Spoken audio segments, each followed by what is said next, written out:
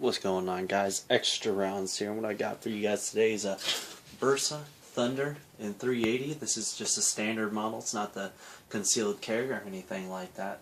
I'm going to go ahead and do an unboxing, show you about these little Pro magazines right here, and move on with life. So here we go. It comes in a cardboard box.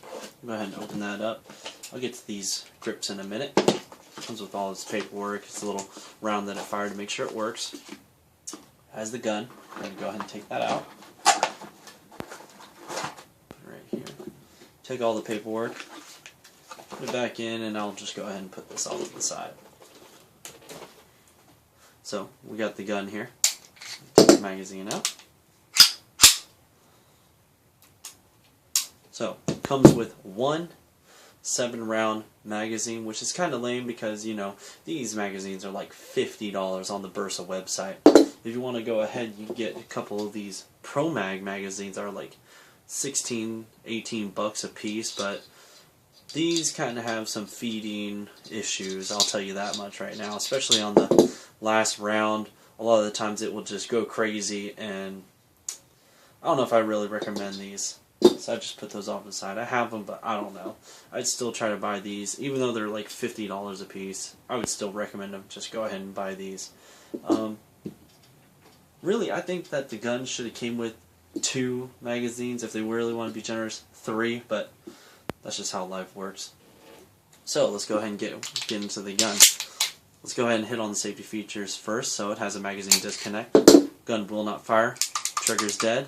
You can manipulate the hammer all you want, but trigger's dead. So you put the magazine back in, and it comes back alive. So that's the first safety feature. Second one is they got a little locking thing right here. Comes with the key. Here's the key right here.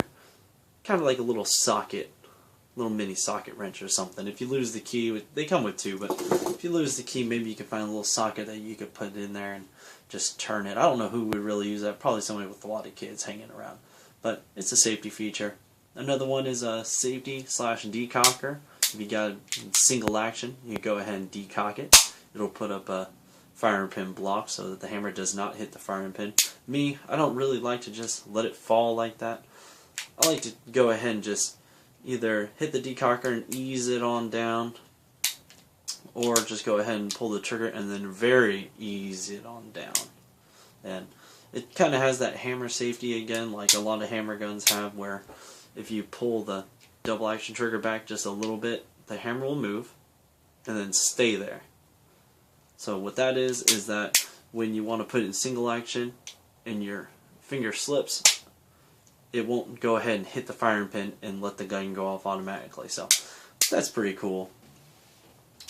What else do we got? We got real nice finish, you know, 2-tone black and kind of like a brushed silver, not really chrome or nothing like that. A little bit of anti-glare right up here on the sights, metal iron sights, real nice. I haven't really had to touch them. It shoots pretty much on, so that's pretty cool. Magazine release is kind of in a weird spot. I gotta actually break my grip to hit the magazine release. It's right there, but it's real positive. But again, would rather have a different spot. No real controls are ambidextrous. Maybe you can move the magazine release to this side, but I don't know. All the controls are on the left side. So, kind of lame, but that's what you get. I went ahead and got these grips right here, these rubber Bersa grips. I think I got them off of Midway USA for 33 bucks, I think it was. It came with these just regular plastic Bersa grips, which are not bad. I just wanted something I could get a hand on. And I've had these for a long time, and they really haven't been coming apart or anything like that. I mean, a little bit of wear and tear right here, but that's all fine and good. So let's go ahead and show you how to take the gun apart. Take the mag. What you want to do is you're going to want to push this little lever down right here with your finger, like that, and hold it, and keep your hand down here, because when you pull this slide back, it's going to go a little bit farther back than it usually does. You want to pull up, and it will get bound up a little bit. You just got to work it. Keep working it until it comes out like that. Okay, put the slide off to the side. Got the recoil spring right there. We're going to go ahead and take that off. Now the barrel is fixed to the frame because this is a blowback design, so go ahead and do what's necessary here. Clean the barrel. Make sure you clean under here. People usually just clean on top and all that stuff. Maybe get some Q-tips or something to clean under here and all that stuff. So when you want to put the gun back together, you got this recoil spring right here. The end that is all loosey-goosey right there, you don't want that on there. You actually want to flip it around and put the end that is not, that just doesn't want to go on there, put that on there. That's how you want to have it. Now, keep your hand down low, get away from those rails right there. You'll see what I'm talking about in a minute. So let's go ahead and get that rest of that recoil spring. Go ahead and mate it up in there with that slide. Oh, again, clean the slide, do what you want. Go ahead and mate that spring right up in there in that slide. Make sure you keep your hand down on that grip. Now go ahead and push this lever back down. And why I keep saying put your hand down is because sometimes when you're putting it through, it'll just go like that. And you push down, let it forward, let go of that lever. Because if you let it come back like that, one time I let it come back and my hand was just a little bit too high and it caught some skin and I said some words that just were not that nice. So, since we go ahead and put that back on, let's check for function. Let's check the decocker. Okay, that works. Check the magazine disconnect. Magazine disconnect works fine. Go ahead and put the magazine back in. Check slide lock. Check single action. And check double action. So, we're all good here. This gun is real nice. I got it because it was my first carry pistol. And honestly, it kind of reminds me of a Walther PPK. Is it PPK? Just the Walther, the James Bond gun. Really reminds me of that. Some people say that it reminds them of a Beretta Cheetah. I've seen one of those before, and I haven't handled one, but I really think it looks like a Walther.